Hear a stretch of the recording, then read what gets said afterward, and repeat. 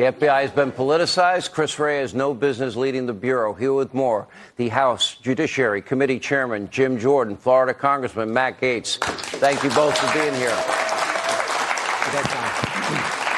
Chairman Jordan, let me start with you. Yeah. He ducked, dodged, obfuscated, and in my view, outright lied and did not tell the truth and came with no intention to cooperate or give answers. Yeah, that's why we got to use the power of the purse and the appropriations process to limit how American tax dollars could be spent. That's why we can't reauthorize FISA in its current form. And that's why we should look at moving the headquarters, not giving them a new building here in the D.C. area, but moving the headquarters to Huntington, Alabama. That makes sense to us. So we're looking at all that. His answers there weren't answers there. That's the big thing. And I think the big takeaway, Sean, was when he talked about how Americans' privacy, how their data is being swept up. He was asked twice, is the FBI buying private data from brokers in the private sector? Are they buying this information, stuff they couldn't get but for a warrant if they went out to get it in a court? Are they doing that? And both times he said, I'll have to get back with you. And then, of course, there's what he did with Bank of America, what the FBI did, where they got that information from Bank of America about their customers' and purchased history and information related to whether they'd purchased a firearm. Let me go to you, Matt Gaetz. You brought up the WhatsApp messages. I am sitting here with my father. What also happened is apparently that call must have gone through that night after the threat, because I viewed it the way you did. It looked like a shakedown to me, sounded like a shakedown anyway, read like one. And then magically $5 million from the Chinese energy company, it's my understanding from Jim Comer, made its way to the Biden family in less than a week. Is that your understanding?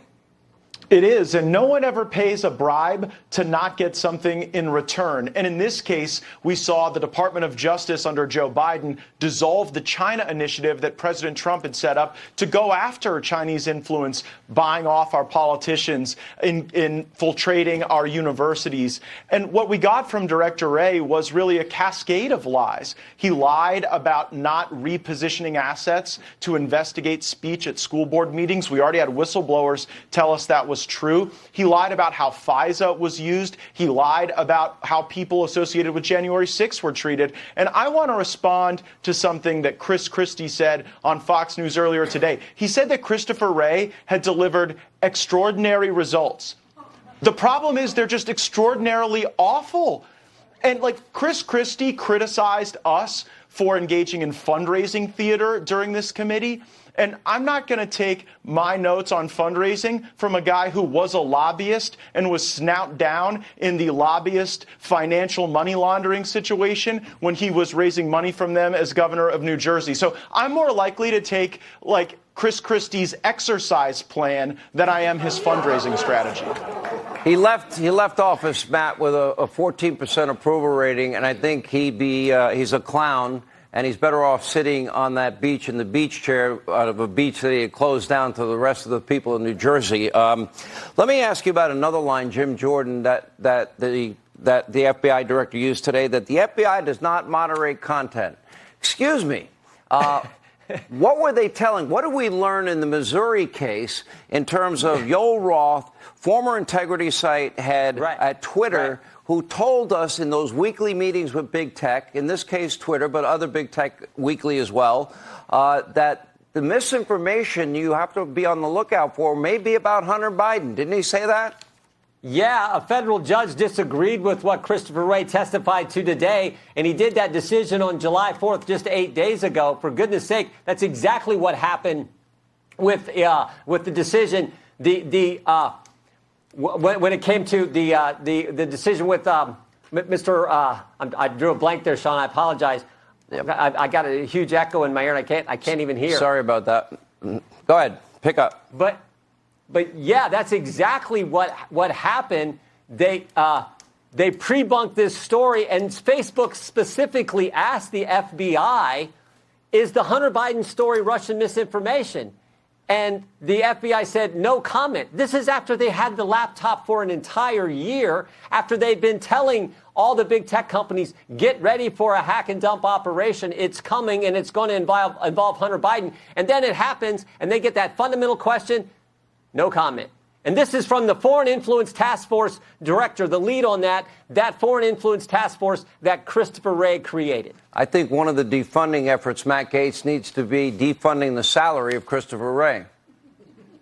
I agree. It was disappointing to me that my colleague Ken Buck, a Republican from Colorado, a great conservative, said he wouldn't support our efforts to defund the salary of Christopher Wray. I think the question for the Judiciary Committee... He's making a big mistake, and anybody in Congressman Buck's district watching needs to call his office tomorrow and say, defund the salary of the FBI director who has shown nothing but politics being played at the Bureau, and also the weaponization of the Bureau.